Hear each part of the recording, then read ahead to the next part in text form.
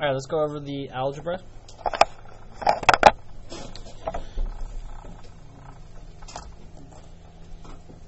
So let's look at m of x. M of x says take your c of x. Let's write down c of x. C of x equals x cubed, right? And then it's saying for every x value, put in now x minus 5. Does that make sense?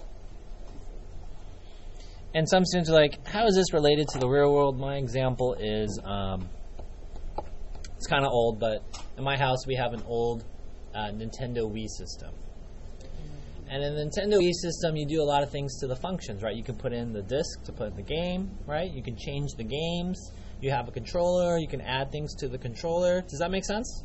You have all these different components of the Wii system. And so that's essentially what functions are. Okay, now the question is, if I have this, how do I expand it? Well, I did that for you over here. I didn't want to take the time. It's really big. The answer is x cubed minus 15x squared plus 75x minus 125. Ask the English teachers how to do that. Tell me the grammar about that one. And then from here, they're asking you what happens if you put in negative x. Well, I have a question. Is this the original function itself?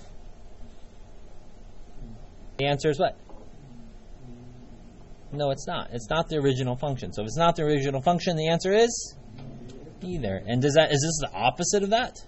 No, this is really complicated and big. This is not. So the answers are, we already knew the answer is neither. But I want to help you guys practice those substitutions. Let's do n of x. I'm going to take c of x. Write it down, c of x. And for every x value, what are we putting in? No. Pay attention.